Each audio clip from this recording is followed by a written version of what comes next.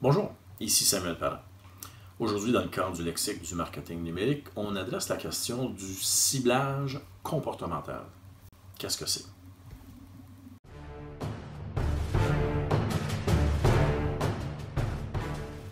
Donc aujourd'hui, on adresse la question du ciblage comportemental. Qu'est-ce que c'est? Le ciblage comportemental est essentiellement du ciblage contextuel hors contexte, parce qu'on connaît tes intérêts. Alors, je vous inviterai à consulter aussi la vidéo du ciblage contextuel pour mieux comprendre qu'est-ce qu'il y en est. Mais dans le cas présent, on va prendre un exemple, l'automobile, parce que c'est le sujet ou le contenu, l'intérêt, qui a parti de balle pour le ciblage comportemental.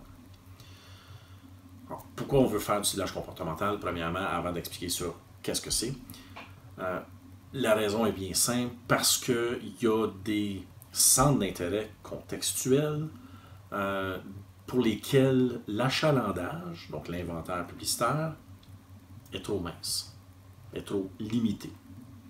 Alors, trop limité comment? Parce qu'il y a plus de demandes en inventaire publicitaire, donc les annonceurs sont prêts à dépenser plus qu'il y a d'offres, qu'il y a d'impressions disponibles à vendre. Donc ces sections-là, ils ont un peu un beau problème, ils sont sold out. Elle est belle. Mais avec un beau problème, viennent des idées créatives pour comment résoudre ce problème-là. Vient le ciblage comportemental. Alors, qu'est-ce qu'il y a?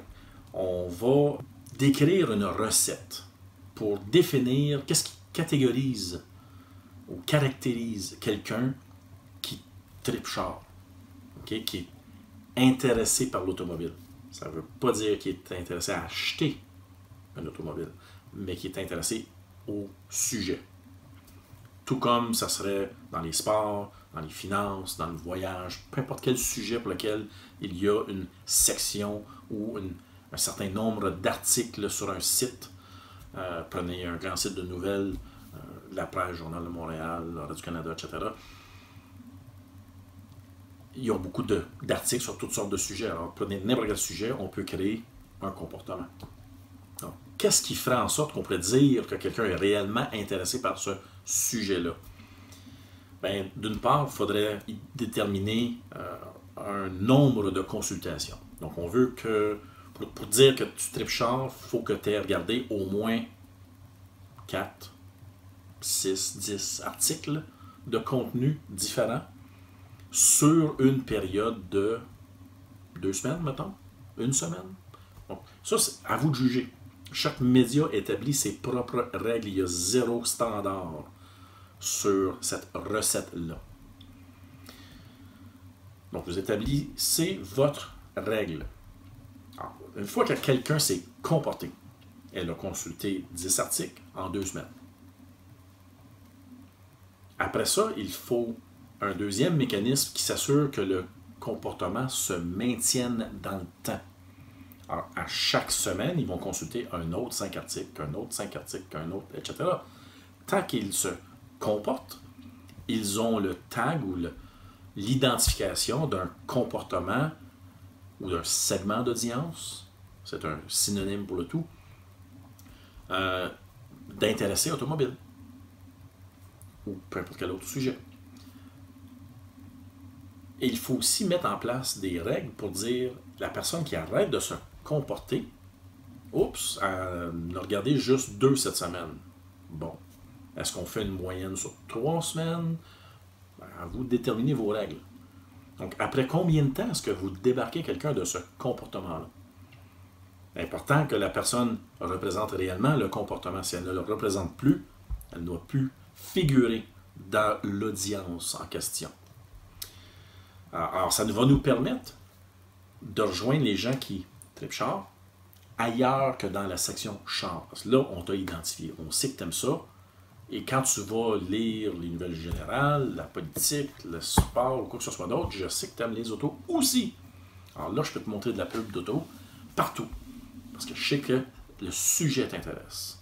Alors, ça se peut que tu sois intéressé peut-être à acheter, peut-être à conseiller un ami dans son achat, alors je ne suis au courant de mes offres. Moi le fabricant, moi le concessionnaire, peu importe. Je veux remettre un peu d'emphase sur la question de la recette, parce que les médias établissent chacun leur recette, et je répète, il n'y en a pas deux qui ont la même recette pour le même segment d'audience. Si éditeur A et B ont tous les deux un segment d'audience voyage, et que vous êtes acheteur publicitaire, posez la question, quelle est votre recette? Quel paramètre détermine que quelqu'un devient un segment audience, un segment d'audience voyage? C'est quoi qui le qualifie? Il est allé sur ton site une fois. Il a vu 50 articles qui ont le tag voyage, où il a lu tant d'articles dans la section voyage. C'est quoi exactement? Ça va vous permettre de jouer à l'avocat du diable et de dire, oui, ça vaut son pesant d'or. C'est ça que je cherche. Sinon, on peut dire n'importe quoi, et vous allez l'acheter, et ça a marché, ça n'a pas marché. Pourquoi? Je ne sais pas, je ne connais pas la recette. Et les recettes sont toutes différentes. Alors voilà, j'espère que c'est plus clair comme concept. S'il y a d'autres terminologies, concepts ou mots du marketing numérique qui vous posent des défis ou qui ne sont pas hyper clairs, n'hésitez pas à les laisser dans les commentaires ici-bas.